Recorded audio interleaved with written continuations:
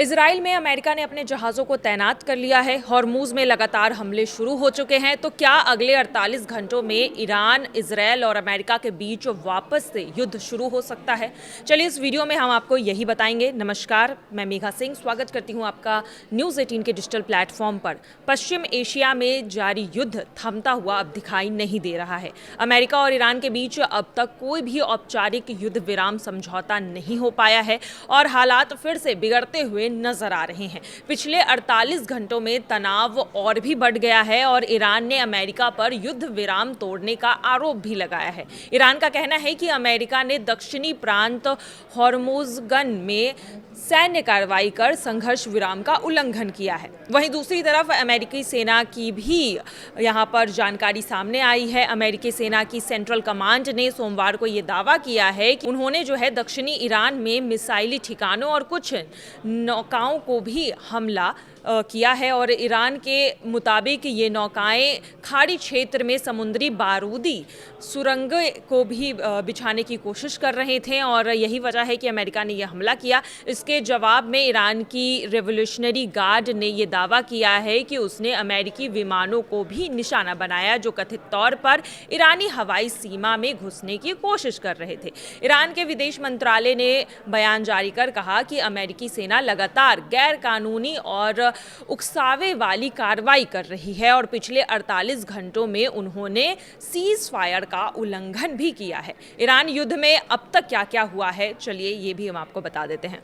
उधर लेबनान में भी हालात बेहद तनावपूर्ण बनते हुए नजर आ रहे हैं। मंगलवार को दक्षिणी लेबनान में इजरायली हमले में 31 लोगों की मौत हो गई जबकि 40 लोग घायल बताए जा रहे हैं। इजरायली सेना ने दक्षिण और पूर्व लेबनान में कई हमले किए हैं और हमले तेज कर दिए हैं और लोगों को गांव खाली करने का भी आदेश अब जारी हो गया है।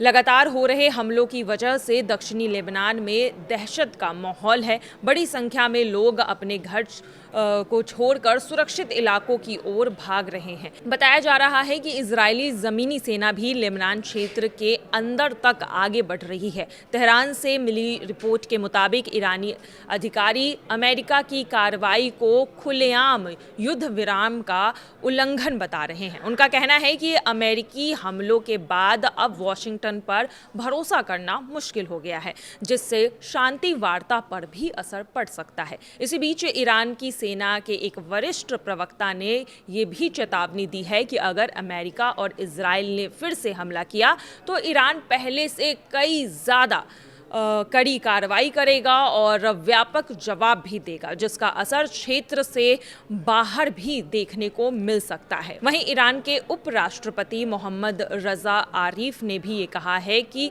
कई हफ्तों की पाबंदियों के बाद देश में वापस से इंटरनेट सेवाएं बहाल करने की दिशा में पहला कदम उठा लिया गया है। लेकिन इसी बीच अब जिस तरह से ईरान और अमेरिका के बीच हमले तेज हो गए हैं, सीज फायर टूटता हुआ नजर आ रहा है और अब देखना यही होगा कि ईरान क्या वापस से युद्ध शुरू कर देगा क्योंकि लगातार बीच में कई सारे हमले की खबर आ रही है। लेबनान में भी उधर देखा जा रहा है कि इजराइल थमने का नाम नहीं ले रहा है। लगातार लेबनान में भी हमले तेज हो रहे हैं। तो ऐसे में सवाल यही है कि क्या वापस से ईरान, अमेरिका और इजराइल के बीच युद्ध शुरू हो सकता है।